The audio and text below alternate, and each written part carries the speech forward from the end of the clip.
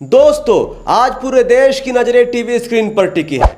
बंगाल से लेकर केरल तक और तमिलनाडु से लेकर असम तक लोकतंत्र के सबसे बड़े उत्सव के नतीजे आ चुके हैं। देश में कहीं परिवर्तन की लहर है तो कहीं मोदी मैजिक का जलवा है। बंगाल का वो किला जिसे ममता दीदी का अमेध दुर्ग कहा जाता था, वह ढह चुका है। दक्षिण में केरल और तमिलनाडु ने नई राजनीति की इबारत लिखी है, लेकिन इन सबके बीच झारखंड की राजनीति में दिलचस्पी रखने वाले हर व्यक्ति के मन में एक ही सवाल चल रहा है, असम के रण में तीर धनुष का क्या हुआ भैया। मुख्यमंत्री हेमंत सोरेन और कल्पना सोरेन ने असम की गलियों और चाय बागानों में पसीना बहाया, रैलियों में भारी भीड़ भी जुटी, लेकिन आखिर वो भीड़ वोटों में तब्दील होकर जीत में क्यों नहीं बदल पाई। आखिर क्यों 2.5 लाख से ज्यादा वोट लाने के बाद भी जेएमएम का खाता नहीं खुला। आज हम झारखंड के नजरिए से असम के नतीजों को समझते हैं। दोस्तों, सबसे पहले आंकड़ों पर गौर करते हैं। दोस्तों, जेएमएम ने असम में सिर्फ उपस्थिति दर्ज नहीं कराई, बल्कि लड़ाई लड़ने की भी पूरी कोशिश की। जेएमएम ने 16 सीटों पर अपने जांबाज उम्मीदवार उतारे थे, लेकिन एक भी सीट पर जीत नहीं मिल पाई। असम की जनता ने जेएमएम को कुल 2,51,350 वोट दिए। वोट शेयर की बात करें तो असम चुनाव में जेएमएम का वोट शेयर 1.16% रहा, मतलब 1.16% रहा। 16 में से 2 सीटों पर जेएमएम दूसरे नंबर पर रही, जबकि बाकी 14 सीटों पर तीसरे नंबर और चौथे नंबर पर रहकर पार्टी मजबूत ताकत के रूप में उभरी है। झारखंड के दर्शक जानना चाहते हैं कि आखिर हेमंत सोरेन और कल्पना सोरेन की इतनी मेहनत के बाद भी जेएमएम एक भी सीट क्यों नहीं जीत पाई। चलिए हम लोग समझते हैं। असम विधानसभा का चुनाव पूरी तरह भाजपा और कांग्रेस के बीच था। भाजपा को 37.81% वोट मिला। अगर कुल वोटों में हम इसको गिनती करें तो 81,92,000, और कांग्रेस को देखें तो 29.84% मिला। वोट में अगर इसको हम तब्दील करें तो 64,64,000 वोट मिला है। इस बड़ी लड़ाई के बीच छोटे दल अक्सर पिस जाते हैं, क्योंकि मतदाता को लगता है कि छोटे दल को वोट देना वोट खराब करने जैसा होगा। देखिए दोस्तों, असम के चाय बागानों में काम करने वाले जो मजदूर हैं वो मूल रूप से झारखंड के ही रहने वाले हैं। उन्हीं के भरोसे जेएमएम मैदान में उतरी थी, लेकिन वे दशकों से असम में ही रहते हैं। उनका राजनीतिक गठबंधन पहले से ही भाजपा या कांग्रेस के साथ सेट है। हेमंत सोरेन की रैलियों ने उन्हें भावनात्मक रूप से तो जोड़ा, लेकिन सालों से जमी जमाई राजनीतिक वफादारी को कुछ हफ्तों में बदलना नामुमकिन जैसा होता है। इसलिए चाय बागान के सीट पर भी जेएमएम नहीं जीत पाई। कल्पना सोरेन और हेमंत सोरेन स्टार तो हैं, लेकिन असम के गांव और बूथों पर जेएमएम के पास कार्यकर्ताओं की वैसी फौज नहीं थी जैसी झारखंड में है। चुनाव रैलियों से नहीं बल्कि बूथ मैनेजमेंट से जीते जाते हैं, और वहां जेएमएम भाजपा और कांग्रेस के कैडर से पिछड़ गई।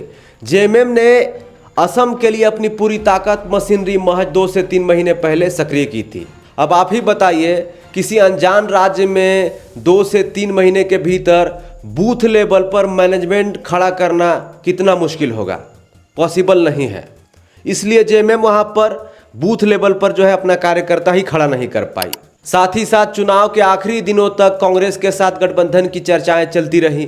कार्यकर्ताओं और जनता के बीच में असमंजस रहा कि जेएमएम अकेले लड़ेगी या कांग्रेस के साथ मिलकर चुनाव लड़ेगी। लेकिन जब तक बात बिगड़ी और जेएमएम ने अकेले लड़ने का फैसला किया, तब तक बहुत देर हो चुकी थी। कल्पना सोरेन, जो आज के समय में जेएमएम की सबसे बड़ी क्राउन पुलर है, मतलब स्टार प्रचारक है, वो चुनाव के अंतिम केवल 5-6 दिन ही असम में दे पाई। अगर वो महीनों भर वहां रहती तो शायद हवा का रुख कुछ और ही होता।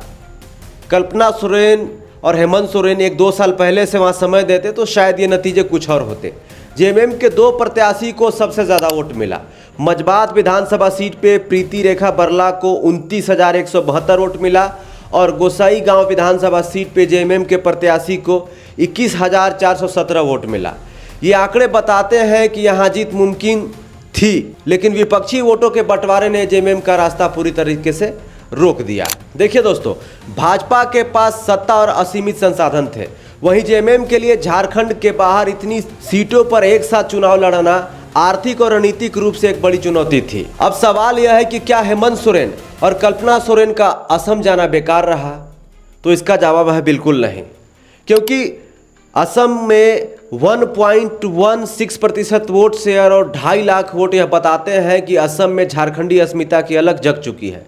जेएमएम ने यह साबित कर दिया है कि वह केवल एक क्षेत्रीय दल नहीं रहना चाहती बल्कि राष्ट्रीय स्तर पर आदिवासियों की आवाज बनना चाहती है। प्रीति रेखा बरला का दूसरे नंबर पर आना यह संकेत है कि आने वाले समय में जेएमएम असम में एक बड़ा किंग मेकर बन सकती है, अगर अब से जो है मेहनत करेगी तो। दोस्तों, अंत में यही कहा जा सकता है कि हेमंत सोरेन और कल्पना सोरेन ने असंभव को संभव करने की कोशिश की, लेकिन राजनीति की बिसात पर समय सबसे बड़ा बलवान होता है। 2.5 लाख लोगों का भरोसा जितना छोटी बात नहीं है, बस इसे सीट में बदलने के लिए जेएमएम को अब से ही असम में पसीना बहाना होगा।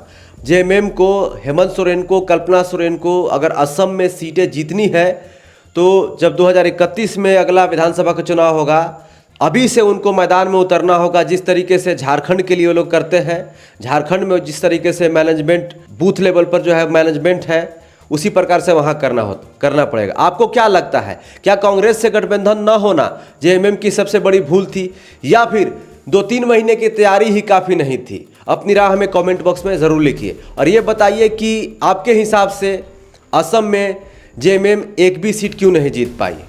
क्यों नहीं हेमंत सोरेन और कल्पना सोरेन का जादू वहाँ पर चल पाया? इस वीडियो को देखने के लिए धन्यवाद। जोहार, नमस्कार।